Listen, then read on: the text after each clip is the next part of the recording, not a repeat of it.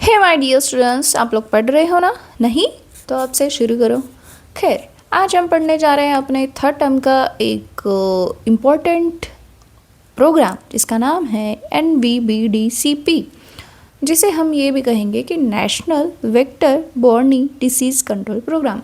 और vector borne है, ठीक है। तो अब इसको अम्ब्रेला प्रोग्राम भी कहा जाता है, जो कि मैंने यहाँ पे इसका बहुत ही अच्छा एक पिक यहाँ पे निकाला हुआ है, पिक स्केच यहाँ पे निकाला हुआ है।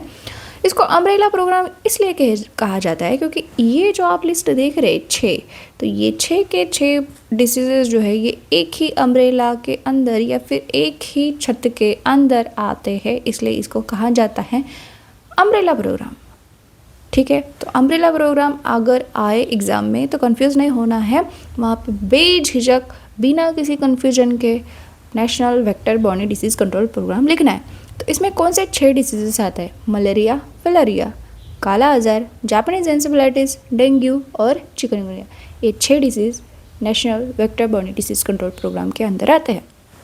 अब हम इसको एक एक देखते हैं, ठीक है। सबसे पहला है नेशनल एंटी मलेरिया प्रोग्राम। अब इसकी जो है अगर हम हिस्ट्री अगर देखें तो ये 1953 में लॉन्च हुआ था नेशनल मलेरिया कंट्रोल प्रोग्राम।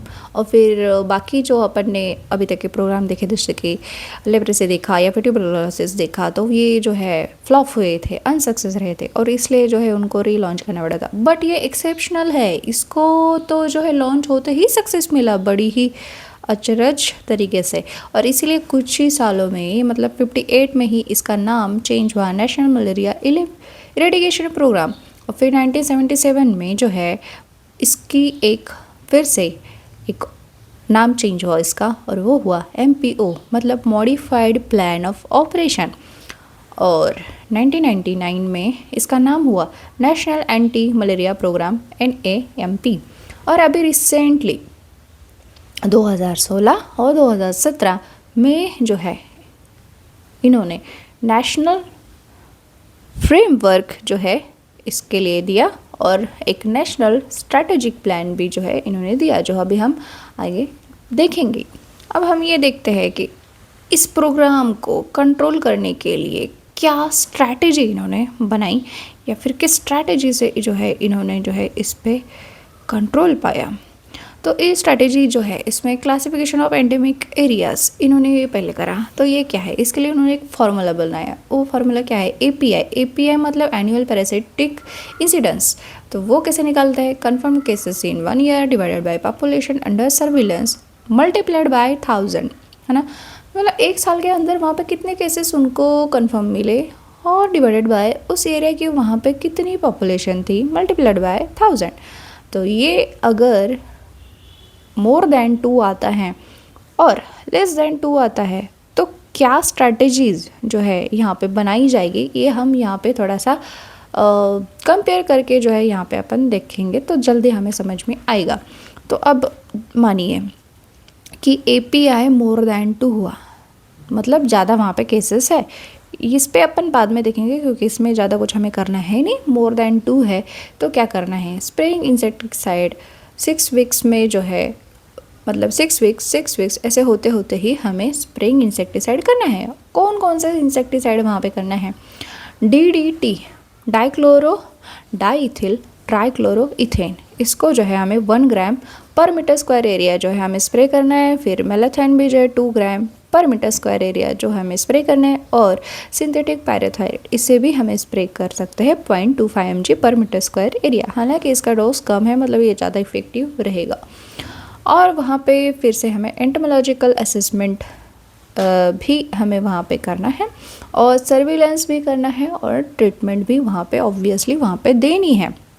और इसमें क्या करेंगे, अगर अपना API लेस देन 2 हुआ तो हम वहाँ पे क्या करेंगे? वहाँ पे इंसेक्टिसाइड वहाँ पे भी हम जो है स्प्रे करेंगे ज़रूर, बट वो इतना रेगुलरली करने की वहाँ पे ज़रूरत है ही नहीं।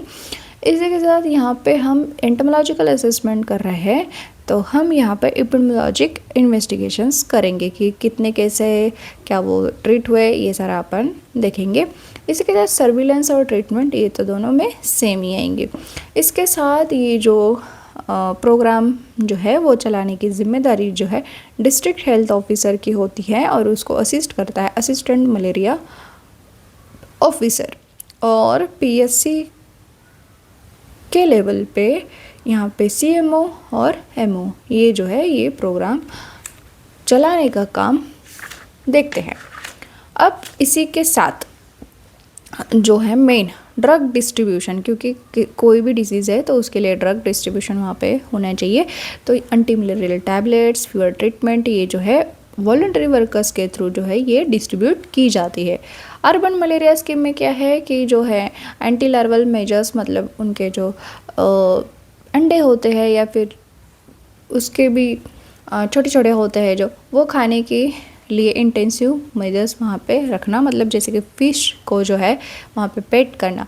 और drug treatment, obviously drug treatment तो हम वहाँ पे करेंगे। रिसर्च की कौन से जो है इंसेक्टिसाइड है यहाँ पे कारगर साबित हो सकते हैं और इसी के साथ कौन से ड्रग्स हम वहाँ पे न्यू इन्वेंट कर सकते हैं। और हेल्थ एजुकेशन की कैसे फैलता है, क्यों फैलता है, क्या हमने प्रिकॉशंस लेने हैं, ये सारी चीज़ें हेल्थ एजुकेशन में आएंगी। अब यहाँ पे पी वेवैक्स से हुआ या फिर पी फल्सीफॉर्म से हुआ तो हमने क्या ट्रीटमेंट वहाँ पे देनी है ये भी हम यहाँ पे थोड़ा सा कंपेयर करते हुए देखेंगे। अगर पी विवैक्स से हुआ है तो क्लोरोक्विन देंगे 25 mg पर केजी बॉडी वेट 3 दिन के लिए, और प्रीमिक्विन देंगे 0.25 mg पर केजी बॉडी वेट, ये 14 डेज़ के लिए देंगे। और अगर पी फल्सीफॉर्म से हुआ है तो आर्टेमिसिनिन देंगे 3 दिन के लिए और प्रीमिक्विन देंगे 0.25 mg पर केजी बॉडी वेट, बट ये शुरू करेंगे सेकेंड डे से, फर्स्ट डे से हम इसको नहीं देंगे। अब अगर सर्विलेंस करना है तो ये भी अपन कंपेरेटिव मोड में करेंगे कि एक्टिव क्या है और पैसिव क्या है। एक्टिव मतलब क्या कि हम खुद जा के वहाँ पे दे रहे हैं डोर टू डोर, और पैसिव मतलब पेशेंट खुद अपने पास आ रहा है, जैसे कि पीएसए पे आ रहा है या सब सेंटर्स पे आ रहा है या हॉस्पिटल्स में आ रहा है, तो ये होती है पैसिव सर्विलेंस। मतलब हम निगरानी तो कर रहे हैं बट वो पैसिव तरीके से है। एक्टिव मतलब क्या, अगर अपन को पता चल रहा है कि यहाँ पे बहुत ज़्यादा केसेस मिल रहे हैं और कोई सस्पेक्ट है तो उसको 600 mg क्लोरोक्विन दे देना है टैबलेट के फॉर्म में, और अगर कंफर्म केस मिलते हैं तो उसकी पूरी तरीके से रेडिकल ट्रीटमेंट जो अपन ने अभी यहाँ पे देखी ये वाली देनी है। और मल्टीपर्पज़ वर्कर्स जो होते हैं तो वो डोर टू डोर जाके जो है 15 डेज़ के अंतराल पे जो है ये टैबलेट्स फ्री ऑफ कॉस्ट सबको दे देते हैं। ठीक है। अब जो अपन ने रिसेंट इसमें देखा कि एक फ्रेमवर्क आया, जो मैंने अभी बोला है कि रिसेंट वाला जो है 2016 में और एक 2017 में स्ट्रेटेजिक प्लान, वो अभी हम देखते हैं कि एक आया था national framework for malaria elimination 2016 से लेकर 2030, NFME जो है इसको हम कहेंगे। तो इसका गोल क्या था कि मलेरिया एलिमिनेट करो और मलेरिया फ्री स्टेटस को मेंटेन करो। फिर इसका स्टेप्स उन्होंने कुछ इस तरीके से लिए कि कंट्रोल करो, प्री एलिमिनेट करो, जैसे कि हम डोर टू डोर जाके कर रहे हैं, एलिमिनेट करो पूरी तरीके से, और प्रिवेंशन ही करो कि वो फिर से आए। और अगर ये 3 साल उन्होंने रखा तो WHO उनको सर्टिफिकेट एक दे देता है कि आपका स्टेट अभी फ्री ऑफ मलेरिया है। अब इसी के बाद एक नेशनल स्ट्रेटेजिक प्लान भी जो आया था वो 2017 में, तो उसका भी गोल क्या था, इन्होंने थोड़ा सा एरियाज़ को जो है जो अपन ने अभी देखा API उसके अनुसार जो है इन्होंने थोड़ा सा इसको डिवाइड किया। कैसे, तो उनके गोल क्या थे कि एलिमिनेट मलेरिया जो कैटेगरी 1 में है, मतलब जिनका annual parasitic incidence less than 1 है, उनको 2022 के पहले 2022 के पहले जो है उनको एलिमिनेट करो। कैटेगरी 2 में वो डिस्ट्रिक्ट आता है जिनका API इक्वल टू 2 है, उनको एलिमिनेट करो बाय 2022। और कैटेगरी 3 में जिनका API मोर देन 2 है उनको लेके आओ API लेस देन 1 में। ये सारा मतलब एलिमिनेट ही करना है, बस कहाँ पे कौन सी चीज़ है, API कितना है, उसके ऊपर से इन्होंने जो है इसका थोड़ा सा इसको जो है डिवाइड किया था। और प्रिवेंट री इंट्रोडक्शन, फिर ऑब्जेक्टिव कि ये स्टेट जो है उसको बरकरार रखें। और स्ट्रैटेजी क्या रखी, सॉरी, और ये आप लोगों को दिखा ही नहीं होगा, मेरा ध्यान जो है पढ़ने में था। ठीक है, जो स्ट्रैटेजी है तो डायग्नोसिस और केस मैनेजमेंट यहाँ पे करना है, सर्विलेंस यहाँ पे करना है, और इंटीग्रेटेड वेक्टर मैनेजमेंट भी इसमें शामिल करना है ऑब्वियसली, और कम्युनिटी को वहाँ से मोबिलाइज करो और उनका इवेल्यूशन करो। ये सारी चीज़ें हमारी national vector borne disease control program में आ रही हैं। तो देखो, vector borne disease control program में सबसे बड़ा अगर कोई है डिसीज़ तो वो है मलेरिया, और उसके लिए की जाने वाली स्ट्रेटजीज प्लान। बट अभी से जो ये बाकी के डिसीज़ है वो छोटे छोटे हैं, उसमें ज़्यादा कुछ हमें ज़्यादा नहीं देखना है, ठीक है। तो ये जल्दी हो जाएंगे अभी, हालांकि थोड़ा वीडियो लंबी बनेगी, बट लास्ट तक देखना और समझना, ठीक है। तो अब नेशनल फिलेरिया कंट्रोल प्रोग्राम ये कब लॉन्च हुआ? 1955 में, फिर ये बाद में जाके मलेरिया के साथ मर्ज हुआ 1978 में, और उसके बाद जो है लेटर ये मर्ज हुआ NVBD-CP के साथ। इसके ऑब्जेक्टिव क्या थे कि जो है एलिमिनेट करो इसके ड्रग के सहारे, मॉर्बिडिटी को प्रिवेंट करो, और जो भी एग्जिस्टिंग हेल्थ केयर सर्विस है उनको स्ट्रेंथ करो। स्ट्रैटेजी क्या रखी? ऑब्वियसली अभी ये सारे के सारे डिसीजेस जो है वेक्टर बॉर्न ही है, मॉस्किटो से जो है होने वाले हैं, तो वेक्टर कंट्रोल करो, मॉस्किटो को कंट्रोल करो। मास ड्रग एडमिनिस्ट्रेशन, जो हमने अभी देखा कि मल्टीपर्पज़ वर्कर्स जो हैं वो घर जा जाके ऐसे टैबलेट देते थे, जैसे कि डाइथिल कार्बामेज़ाइन जो है फिलारिया कंट्रोल करने के लिए वो दे देते थे। मॉर्बिडिटी मैनेजमेंट करना और डिसेबिलिटी प्रिवेंशन करना, मतलब कोई सर्जरीज है तो वो भी वहाँ पे परफॉर्म करना। सर्विलेंस करना और कम्युनिटी अवेयरनेस, मतलब आप एडवर्टाइजमेंट के थ्रू या फिर जो है न्यूज़पेपर के थ्रू या जो भी वहाँ पे एडवर्टाइजमेंट हो सकते हैं उसके थ्रू पीपल्स को अवेयर करना है, या फिर अभी तो मोबाइल्स में भी ऐड आ जाती है, बिल्कुल उसी तरीके से।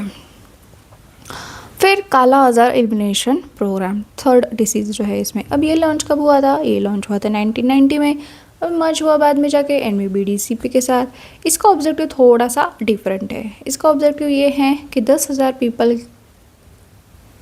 के पर 10,000 पीपल के पीछे एक पॉजिटिव केस यहाँ पे चल सकता है, बट हमें उसको रिड्यूस करना है, और रिड्यूस करेंगे मॉर्बिडिटी और मॉर्टेलिटी भी, और जो भी कंट्रोल मेजर्स है उसको स्ट्रेंथनिंग करेंगे। अब इसके लिए उन्होंने स्ट्रैटेजी क्या रखी? अर्ली डायग्नोसिस और अर्ली ट्रीटमेंट। इसके लिए रैपिड डायग्नोस्टिक टेस्ट करो, और रैपिड ट्रीटमेंट के लिए मिल्डेफोसिन और लाइपोसोमल एम्फोटेरिसिन B ये दे दो।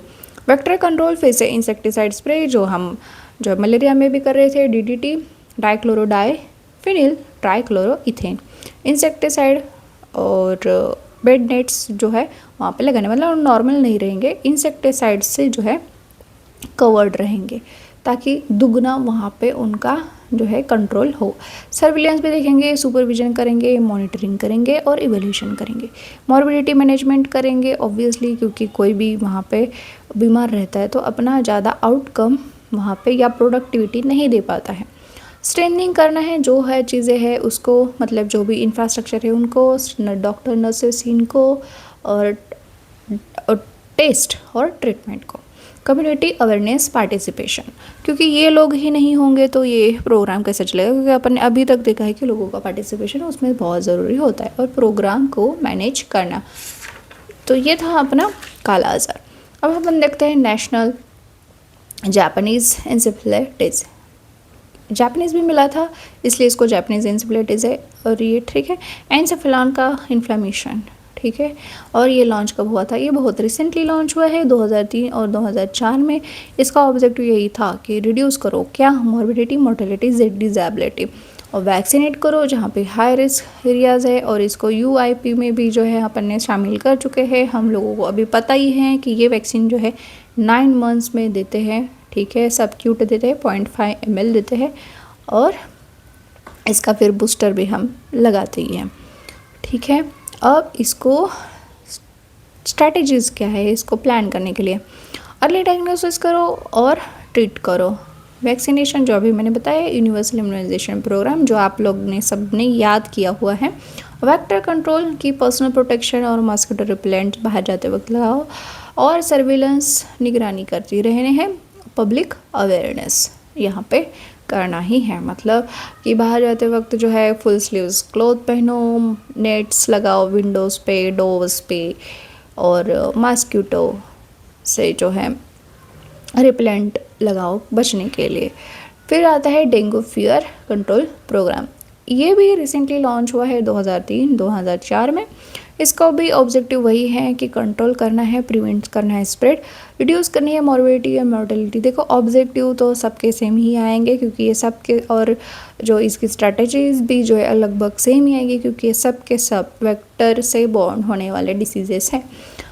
इंक्रीज कम्युनिटी अवेयरनेस, ये भी हमने सभी के प्रोग्राम में देखा था, और improve early detection and treatment. फिर इसकी स्ट्रैटेजी भी वही है सेम कि फिर भी हमें यहाँ पे देखनी तो पड़ेगी कि वेक्टर कंट्रोल में क्या करेंगे हम, एलिमिनेट मॉस्किटो ब्रीडिंग, मतलब जड़ ही ख़त्म कर देंगे वहाँ पे बिल्कुल ही। स्प्रेइंग इंसेक्टिसाइड भी हमें वहाँ पे करेंगे, जो अभी तक हमने देखा डीडीटी हो गया, सिंथेटिक पैराथाइड हो गया, मेलेथिन हो गया। प्रमोशन ऑफ लार्विसाइड्स, जैसे कि कुछ फिश होता है जैसे कि गप्पी फिश, मतलब मराठी में बोलते हैं, एक वहाँ पे ऐड आता था कि गप्पी मासे पाळा आणि मलेरियाला घाला आळा, मतलब ये मराठी वहाँ पे उन्होंने वो वहाँ पे दी थी।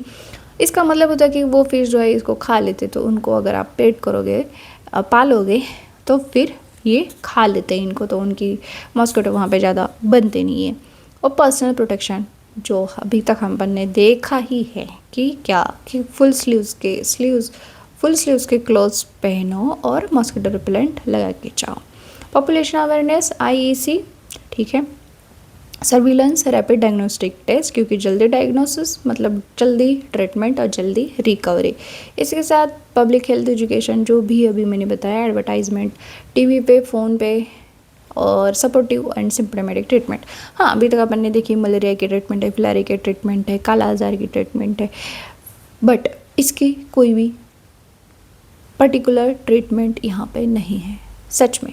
सिर्फ एनाल्जेसिक और फ्लूइड थेरेपी, यही सपोर्टिव ट्रीटमेंट ही इसमें है, बट ऐसा नहीं कि ये जानलेवा नहीं है। अगर यहाँ पे हीमोरेज हुआ तो पेशेंट जा भी सकता है, और अगर उसके प्लेटलेट्स बहुत ही कम हुए तो हमें उसको प्लेटलेट्स देने भी पड़ते हैं, तो ये जानलेवा तो ज़रूर है, तो इसको नहीं हल्के में लेना है, ठीक है। और लास्ट डिसीज़ है अपना प्रोग्राम का, वो है चिकनगुनिया कंट्रोल प्रोग्राम, ठीक है। अब चिकन खाने से ये बिल्कुल भी नहीं होता है। अब चिकन के जैसे इसमें जो है गेट बन जाता है, मतलब इतना ज़्यादा जॉइंट पेन होता है उस बंदे को या बंदी को, तो उसकी वजह से जो है वो अपने घुटने मोड़ के चलता है, और इसलिए इसको कहता है चिकनगुनिया। और लॉन्च हुआ था ये 2003 में। इसके भी ऑब्जेक्टिव वही है कि डिक्रीज़ करो फ्रीक्वेंसी और इसके साथ एसोसिएट वाली मॉर्बिडिटी। स्ट्रैटेजीज वही आएगी same, vector control, surveillance, advocacy and support और कैपेसिटी बिल्डिंग, ठीक है। इसके भी नोट्स आपको जो है लिंक में मिल जाएंगे।